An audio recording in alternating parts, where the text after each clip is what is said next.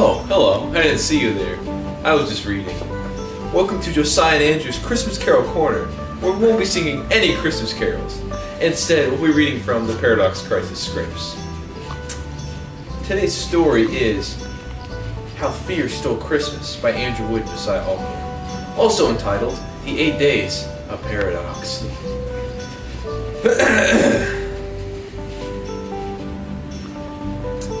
We opened to see Josiah dressed in a robe, sitting comfortably in a chair by a fireplace.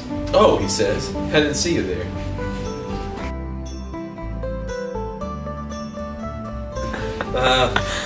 Maybe we'll skip ahead a little bit. Okay. Once upon a time, by the way, this story isn't rhyme. In a place called St. Cloud, there was a party rather loud.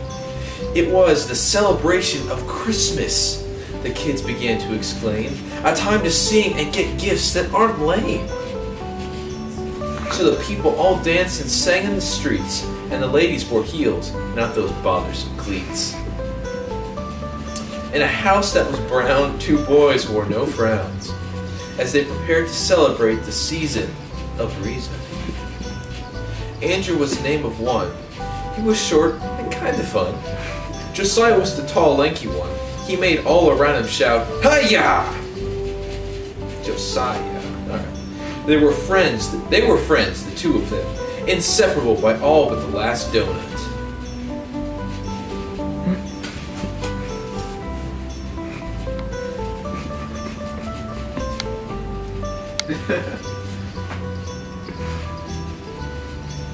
But they had a secret, these handsome nuts. They were the chosen to kick power's butt. Space and time, 2 jolly ghosts, use their young friends as their hosts. Together these heroes had many adventures, which were far more successful than most business ventures. They spread joy and good cheer to all of their peers. For some reason, however, this grand endeavor was not popular among the friends of our heroes. Why? To answer that is to prove that 1 equals 0.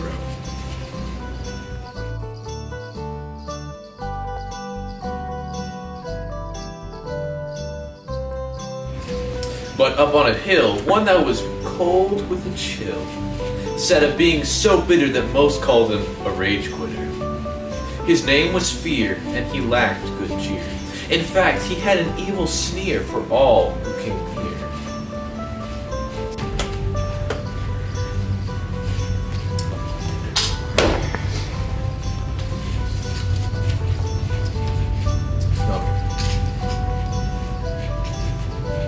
The secret to this? Why does he feel crappy? Why, it's too early to reveal plot exposition, so don't be sappy. But Fear saw our heroes reveling in their delight, so he decided to go down and put out their light. Wait, what does he mean by that? What do you mean? Is Fear going to kill them? Maybe, we'll have to wait and see. I bet he doesn't kill them. Whatever, go start the fire so I can continue.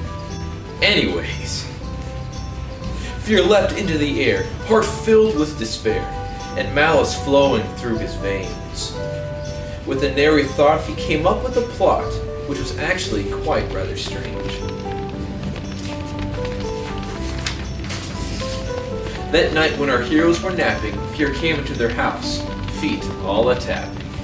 He stole their Christmas tree and their stinging bee. He took their turkey, goose, and duck, and he snatched their rabbit foot that brings you good luck. He nabbed their video games and presents too. He took all their lime soda and that big pile of goo. It seemed like his crime spree would never end, as he took all their joy and letters to send. See, I told you he wouldn't kill them. Yes, you're very smart. Shut up. Fear ran from their house with a look of evil glee. Never had a thief been as successful as he. He went to his hill with that big bag of loot. He prepared to dump it all down the doom chute. Now, he said, with malicious intent, they'll be miserable like me, with all their joy spent. And as the sun rose over this once cheery place, Fear leaned down to hear the cries of disgrace. But no! To Fear's horror and shock, he saw something that he should mock. Andrew and Josiah were not being pouty and sad. Instead, to his horror, they were downright glad. They were having a party, a snappy old ball. They didn't care about the stolen goods at all. As Fear witnessed this, the pleasant celebration of not material things, but the true meaning of this Christmas season of wings. Through this pure good cheer, something marvelous happened to our Dark Lord Fear. Affected by all this happiness and bold, the heart of Fear grew 10 times more cold. Yes, anger built within Fear like a cloud, and he wore it about him like a dark shroud. Fear descended the hill, leaving the contraband behind. His intent? To gut the merrymakers like fat swine. Wait, this isn't how the story's supposed to be. Shut up and fix that fire! Fear came upon Andrew and Josiah like a storm, intending to blot out all that was nice and warm. Hark, he said, I've come to kill you all. No, Fear, Josiah said, this time you'll fall. Andrew brought up a cry, Fear, you'll die! And the battle began under a winter sky.